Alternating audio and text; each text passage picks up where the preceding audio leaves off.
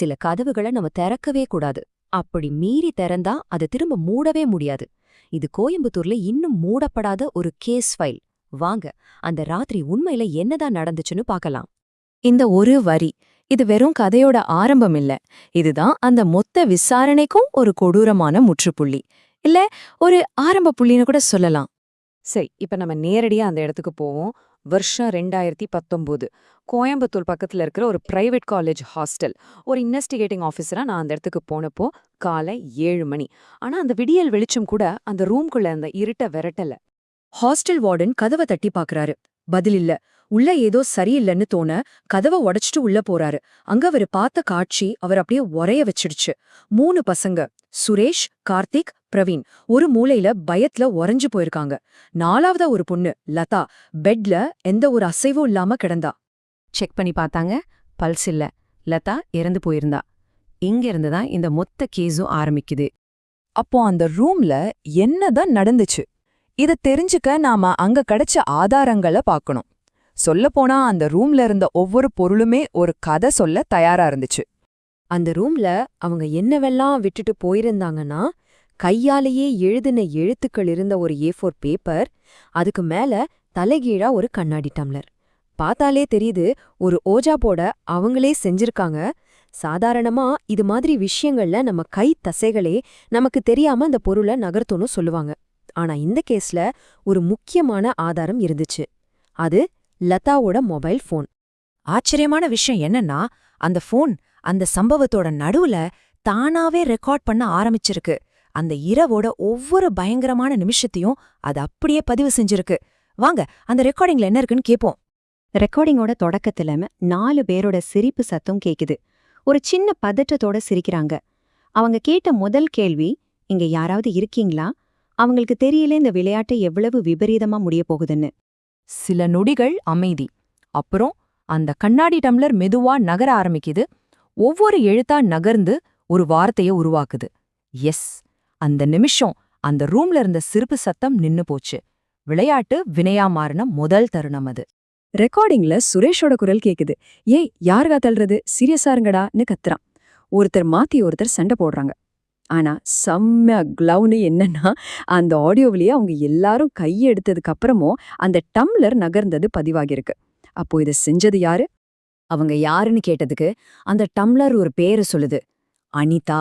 அந்த பேரை கேட்டதும் லதாவுக்கு ஒரு விஷயம் ஞாபகம் வருது. அவளோட குரலும் ரெக்கார்டிங்ல பதிவாயிருக்கு.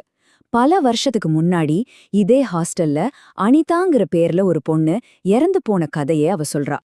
அவங்களுக்கு பயம் ஒரு பக்கம் இருந்தாலும் ஆர்வம் இன்னொரு பக்கம்.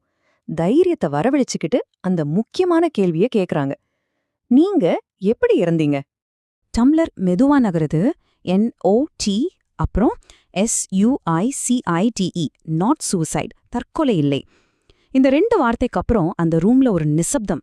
அந்த நிசப்தத்தை கூட அந்த ஆடியோ ரெக்கார்டிங் ரொம்ப தெளிவா பதிவு பண்ணிருக்கு. சரியா ராத்திரி 2 மணி. அந்த நிசப்தத்தை கிழிச்சுக்கிட்டு ரூமுக்கு வெளியே காரிடார்ல யாரோ நடக்கிற சப்தம் கேக்குது. பிரவீன் பயத்தோட போய் கதவை திறக்க ட்ரை பண்றான். ஆனா கதவை திறக்கல. யாரோ வெளியிருந்து பூட்டின மாதிரி, இல்ல உள்ள இருந்து புடிச்சு இழுக்கிற மாதிரி ஜாம் ஆயிடுச்சு. அவங்க 4 பேரும் அந்த ரூம்ல மாட்டிக்கிட்டாங்க. அப்போதான் அந்த ரெக்கார்டிங்ல முதல் முறையா ஒரு அசாதாரணமான விஷயம் நடக்குது. அந்த 4 பேரோட குரலையும் தாண்டி 5ஆவதா ஒரு குரல், ஒரு மெல்லிய கிசுகிசுப்பு. நிறுத்தாதீங்க. பயந்து போன அவங்க குட் பை சொல்லிரலான்னு முடிவெடுக்கிறாங்க. ஆனா டம்ளர் குட் பைக்கு போக மறுக்குது. அதுக்கு பதிலா ரொம்ப வேகமா சில வார்த்தைகளை சொல்லுது. ஸ்டே வித் மீ, என்னோடவே இரு. கதையை கேட்டா நம்புற மாதிரி இல்ல, இல்லையா? சரி, இப்ப நாம இந்த கேஸோட தடவியல் ஆய்வு முடிவுகளை பார்க்கலாம். இங்கதான் இந்த வழக்கு இன்னும் சிக்கலாகுது. அந்த ரூம்ல இருந்த ஒரு டிஜிட்டல் தெர்மோமீட்டர் அந்த நேரத்தை வெப்பநிலைய பதிவு செஞ்சிருக்கு. இத ஆடியோ ரெக்கார்டிங் டைம் ஸ்டாம்போட ஒப்பிட்டு பார்த்தோம். ரிசல்ட்ஸ் ரொம்பவே அதிர்ச்சியா இருந்துச்சு. பாருங்க, விளையாட்ட ஆரம்பிக்கும்போது room temperature 24 degree Celsius. Not சூசைட்னு பதில் வந்தப்போ 19 டிகிரி. அந்த கிசுகிசுப்பு குரல் கேட்டப்போ 15 டிகிரி. கடைசியா லதா அமைதியானதுக்கு அப்புறம் வெறும் 11 டிகிரி. அதாவது வெறும் 25 நிமிஷத்துல 13 டிகிரி குறைஞ்சிருக்கு. இதுக்கு அறிவியல் பூர்வமா எந்த விளக்கமும் கொடுக்க முடியல. சரி, அந்த கிசுகிசுப்பு குரல் அதையும் ஆய்வு செஞ்சோம். அந்த வாய்ஸ் பிரிண்ட் அந்த ரூம்ல இருந்த 4 மாணவர்களோட வாய்ஸ் பிரிண்டோடையும் மேட்ச் ஆகவே இல்ல. அது 5ஆவதா ஒருத்தரோட குரல். இப்ப நாம அந்த ரெக்கார்டிங்கோட கடைசி பகுதிக்கு வர்றோம். இதுதான் இந்த கேஸ்லயே பதிலில்லாத ஒரு கேள்வி. லதா மயங்கி விழுறதுக்கு சில நொடிகள் முன்னாடி ஒரு குரல் பதிவா இருக்கு. நான் வெளிய வந்துட்டேன். இதுதான் அந்த ரெக்கார்டிங்ல பதிவான கடைசி வார்த்தைகள். இதுக்கப்புறம் லதா மயங்கி விழுற சத்தம் கேக்குது. ஆனா பயங்கரமான விஷயம் என்னன்னா, தடயவியல் அறிக்கைப்படி அந்த குரல் லதாவுடையதே இல்ல. அப்போ அந்த குரல் யாருடையது? அந்த ரூம்ல உண்மையிலேயே 5ஆவதா ஒருத்தர் இருந்தாங்களா? இல்ல அந்த குரல் வேற எங்கிருந்தாவது வந்துச்சா? அவங்க பேச நினைச்சது ஒரு ஆவி கிட்ட. ஆனா அது அவங்களோடவே வாழ ஆரம்பிச்சிருச்சு. அவங்க கூப்பிட்ட அந்த சக்தி அந்த ரூமை விட்டு வெளியே போகவே இல்ல. அதுக்கு ஒரு புது வீடு கிடைச்சிடுச்சு.